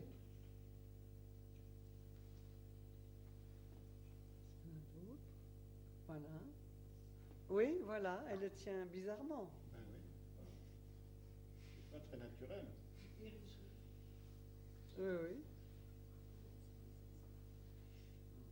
Mais là, Elle n'a pas l'air très gaie. Hein. Elle ou l'enfant? Elle. Non, là, non. C'est là, non. Il y en a une souriante? Non. D'habitude, elles n'ont pas vraiment une expression, ni triste, ni gaie. Enfin, c'est pas le propos, quoi. Alors, est-ce qu'on ne retrouve pas dans une œuvre comme ça, qui est quand même abstraite, tout ce qu'on est en train de dire sur ce corps du bébé tenu, pas tenu, un peu tenu, beaucoup tenu, en train de s'en aller, de revenir. Bon, ça, c'est une arche. Là, oui, la tête. Hein?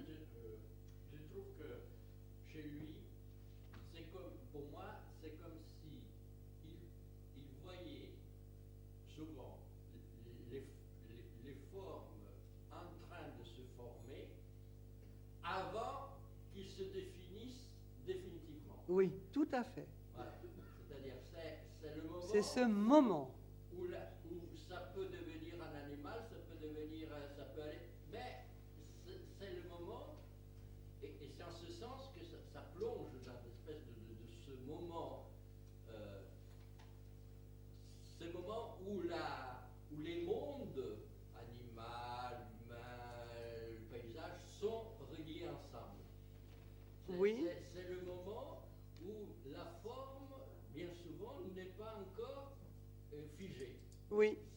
Donc c'est ça une grande richesse. Moi, c'est tout à fait ça, moi, que je ressens dans cette œuvre. C'est l'émergence de cette forme. Et c'est pour ça que je trouve importante la phrase de Tostine, l'idée de Tostine, c'est tendance à donner forme à partir des sécrétions corporelles. C'est quelque chose qui est quand même du somato-psychique. C'est pas encore du psychique. C'est pas encore une vraie forme. Mais c'est déjà en train de devenir une forme. C'est ça qui nous Et fait. ça, c'est une des définitions du rythme Oui, par Benveniste, c'est-à-dire une forme en tant qu'elle finit par advenir. L'échéance de... Mais à quel moment elle monte ou à quel moment elle redescend? Est-ce qu'on est en pleine ascension ou en début de descente? Mais il y a quelque chose qui devient un instant pur, un rythme. Et ce qu'il y a de plus difficile entre la mère et l'enfant, c'est l'accordage des rythmes. oui. Pour qu'ils puissent se répondre, pour qu'il n'y ait pas déphasage, désaccordage. Et, cette émergence des formes, on la trouve aussi chez Camille Claudel, quand on pense, c'est l'âge mûr, on voit les trois, l'homme, la vieille femme, la suppliante, sortent d'une espèce de terre,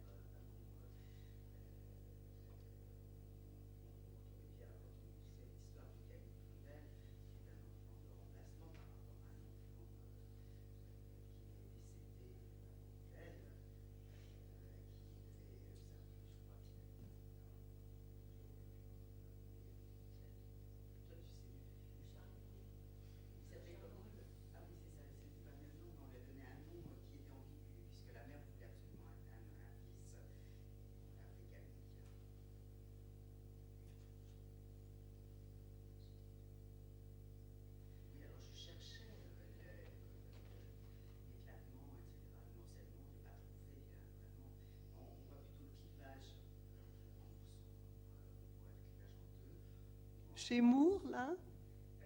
Oui. il y a deux sculptures côte à côte. Oui.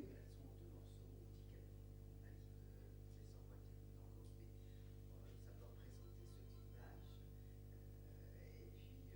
Et puis il y en a une en trois. On voit vraiment la tête, le corps et puis la partie basse. C'est pas le morcellement, enfin c'est déjà. Et comme je vous ai montré tout à l'heure, il y avait au moins 4 morceaux.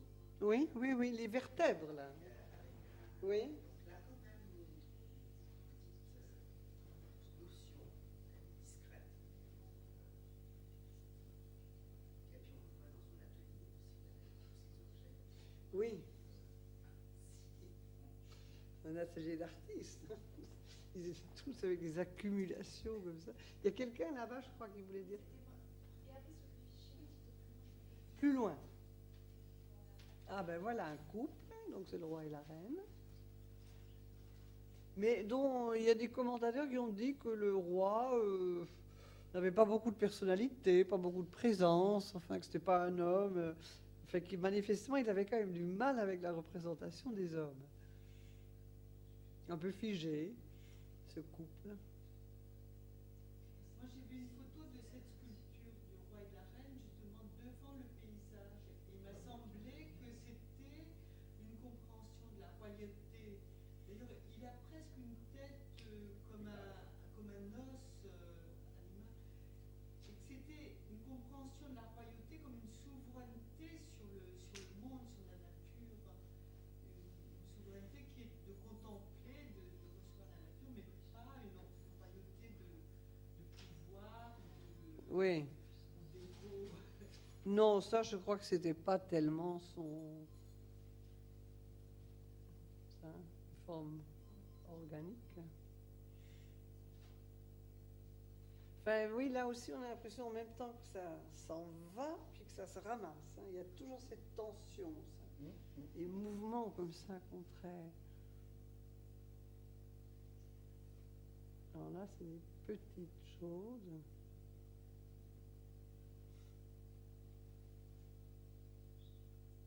Je sais pas, qu'est-ce que vous voyez là? C'est beau, non? Est-ce que c'est encore un homme, une femme et un petit bébé au milieu? Ça, c'est les moutons qui se frottent l'un à l'autre. Oui. Mais il y a une petite boule au milieu. Non, mais là, ce sont C'est sa tête, la petite boule. Et c'est vraiment Ils se font des câlins. la sensualité, disons. Oui. De ces deux moutons qui se touchent, qui se frottent. Oui, oui, oui. C'est magnifique. Oui, oui, c'est très beau, ça, je trouve. Là, c'est le crâne, donc, hein, le thème du crâne. Ah. Là.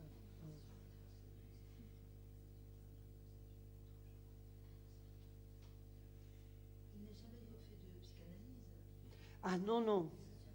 Non, non, je disais donc qu'il disait qu'il faut surtout pas trop parler de son œuvre, pas trop donner d'explications, pas trop écouter ceux qui veulent analyser son œuvre.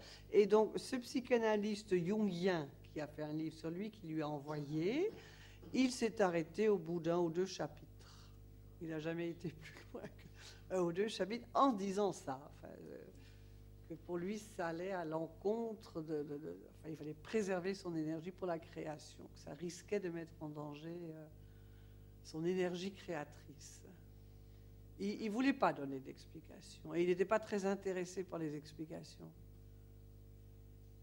Ça va dans le sens qu'on dit que quand on a un créateur sur le divan, il ne faut surtout pas interpréter son œuvre parce que ça provient de la sublimation. C'est une question hein, qu'on débat souvent, oui.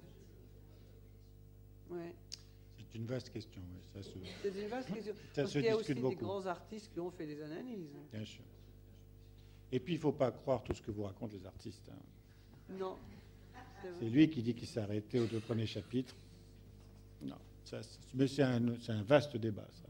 Est-ce que les artistes comprennent quoi que ce soit à ce qu'ils font, ou est-ce que c'est parce qu'ils sont dans une ignorance absolue, et qui leur permet d'être innocents et ensuite de pouvoir créer, sublimer, je ne sais pas, ça se discute aussi. Je crois que dans la grande majorité des cas, il y a quelques petits aménagements avec la compréhension, y compris quelques petites perversités.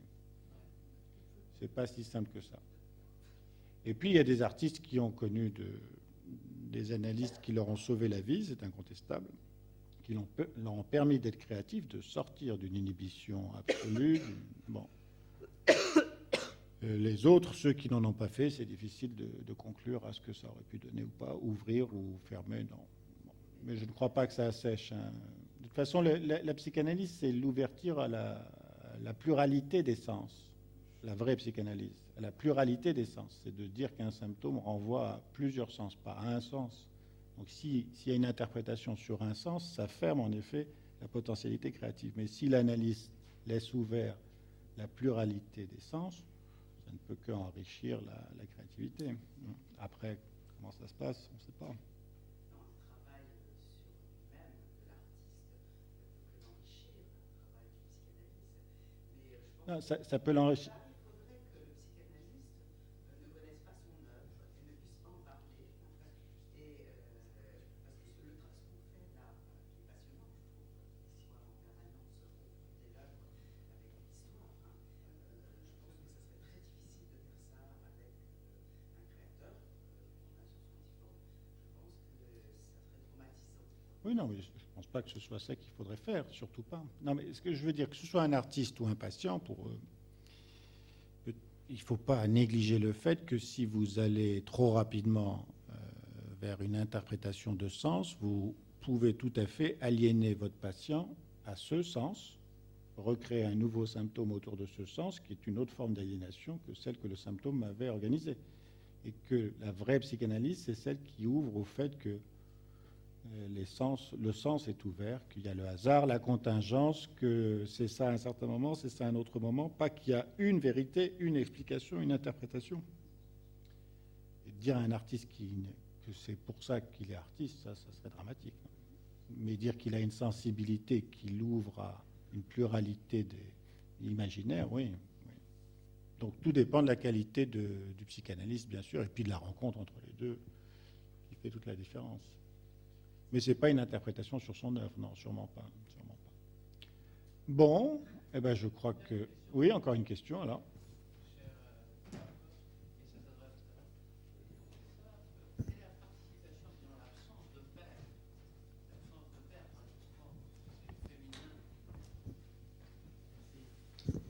Oui. Je connais mal l'œuvre d'Henri Mauve, vraiment très mal. Donc je suis un indigent là-dessus. Et je voulais dire par là que l'absence de père, est-ce que cette espèce de... ces formes tout ovoïdes finalement, enfin toutes lisses pratiquement, par moments, bien sûr, un peu plus, j'allais dire, pointées comme ça, est-ce qu'il n'a pas été dévoré, je veux dire, quelle est la part finalement de l'absence de père, et dévoré finalement par la mère? Son père n'était pas absent. Hein. Oui, non. Moi c'est la... non, mais comme je ne connais pas l'œuvre, c'est la question que je pose. Son père, c'était un père très victorien. Oui. Et alors justement, qui était bien là, un peu sévère, qui avait beaucoup le souci de l'éducation de ses enfants et qui était lui-même donc en mauvaise santé à cause des années passées dans la mine. Et pour terminer si vous voulez, ma question, mon interrogation en tout cas, c'était de dire au fond finalement, est-ce qu'il y a une révolte finalement chez Moore par rapport au père et il prend parti pour la femme? Voilà. Oui. Ce que je ne sais pas. Non, je suis assez Non, c'est une interrogation. Tout ça. Il prend parti pour la femme. Pour la femme, pour le féminin finalement. Pour le féminin. Voilà. Merci. Qui n'est pas forcément une révolte contre le père. Enfin, je sais pas.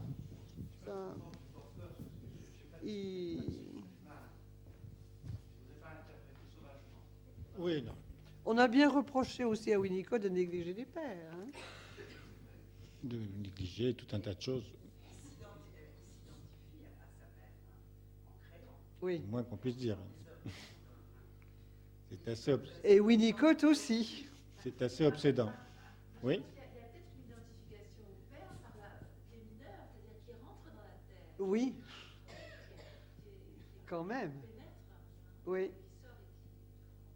Oui, mais il a été dit tout à l'heure que l'importance il y avait un autre symptôme, entre guillemets, qui est assez intéressant, c'est l'importance que ces œuvres soient dans des espaces extrêmement larges. Et cet aspect cosmique, si ce n'est cosmogonique. Bon. Mais si on regarde chacune de ces œuvres, de ces femmes en particulier inclinées, c'est un paysage. Et là, on est dans un parangon de l'art où toute femme, toute mer, toute terre-mer est un paysage qu'on peut sillonner, on peut rentrer dedans, trouver des vallons, etc. Bon. Donc il est quand même très porté sur la terre-mer, sur la maternité-perpétuité. Bon, ça paraît... Oui, dites. Je trouve que là, nous-mêmes, nous risquons de ne plus être interrogés, ouverts à ce qu'il nous dit, mais à vouloir le définir. Lui mettre un schéma explicatif. Voilà. C'est-à-dire là, il y a quelque chose qu'il doit nous dire. Et on ne sait pas encore ce qu'il nous dit. En regardant, il nous le dira. Oui, vous avez raison, mais ce bavardage incessant autour de l'œuvre n'a pas d'envie d'être explicatif. Il a envie d'être concret, cohérent, et donc il réduit, bien sûr. Mais dire que devant une œuvre, alors l'inverse serait de rester quoi en attendant qu'elle nous parle, ça non. C'est de sentir le processus. Oui, mais il va bien falloir qu'il passe par le langage. Non, tout ce qu'on a dit, c'est bien. Mais à un moment, il y a quelque chose de plus. Bien sûr, toujours, bien sûr, toujours, bien sûr. Madame? Je veux dire qu'il ne faut pas forcément bloquer les choses sur le sujet de l'œuvre. Broder uniquement quelque chose sur les titres des œuvres. C'est-à-dire qu'il y a une lecture de la sculpture elle-même il y a quelque chose qui va au-delà du fait. Moi, je sens cette œuvre aussi très profonde.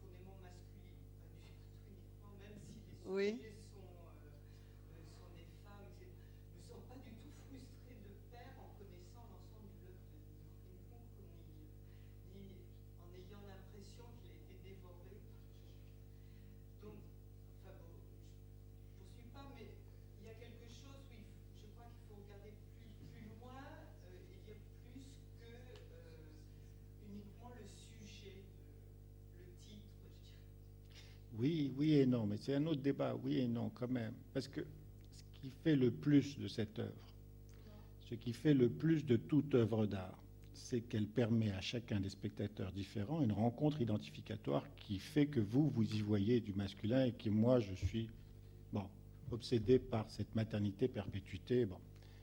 Et que l'art, c'est ça, c'est de permettre la pluralité des rencontres identificatoires et que donc chacun a son histoire. Ah, c'est ça qui fait le plus. Et une œuvre qui n'est pas une œuvre d'art ne permet pas cette pluralité. Voilà. Donc c'est pas très grave le bavardage solipsiste interprétatif. Il faut qu'il rencontre d'autres bavardages. Et à la fin, ce qui est important, c'est qu'il a suscité tous ces bavardages. Après, ce qu'il a voulu dire. Bon, je ne suis pas contre le bavardage, vraiment. Il y avait une main qui s'était levée derrière, non? Surtout, on a encore un petit moment, s'il y a pour un petit bavardage. Oui, dites. Le rapport de Moore avec le mouvement surréaliste. Parce que je crois qu'il a été quand même pas mal dans les... Il y a été et il n'y est pas resté. Il a fait un passage chez les surréalistes, mais manifestement, ça n'a pas vraiment accroché, quoi. Il s'en est assez vite éloigné. Mais il les connaissait, ou il a été influencé peut-être par certaines œuvres de Giacometti à cette époque-là. Oui, oui. Oui, oui, oui, mais bon, il n'y est pas resté, quoi. C'était pas son chemin. Oui, oui.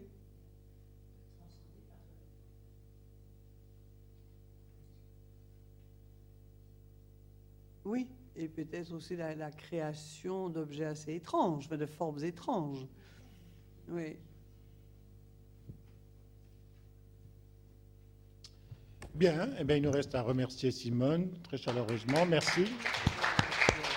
Et donc, au mois prochain. Merci beaucoup.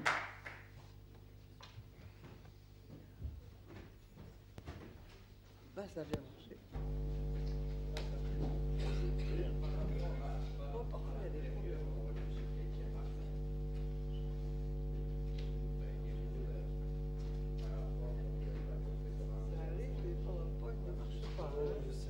Ça vous arrive aussi? C'est vrai, mais on sait pourquoi dans ces cas-là.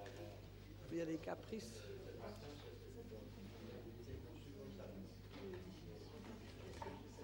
Je pense que le Corcos les enregistre, hein, oui.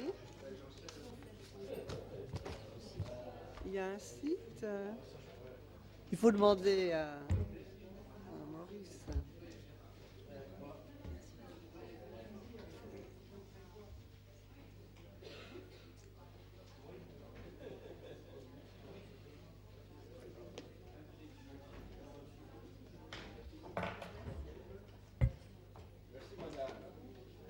Ben, merci pour vos commentaires. Oui. Non, je suis tout à fait d'accord avec vous. Hein, c'est l'émergence. L'avant de la forme.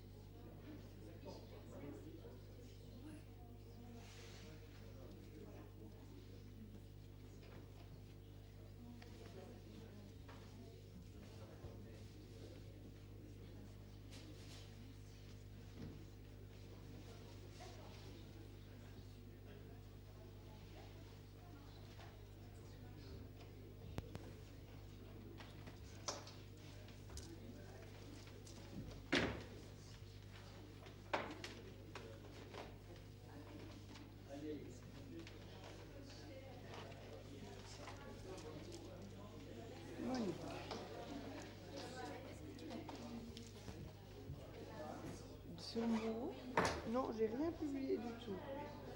Non, non. Non, c'est vrai. Il faudrait que je pense. Ah bon, mais c'est un peu la même chose, je vois. Bon, là, j'ai un peu retravaillé, mais... Ah, parce que...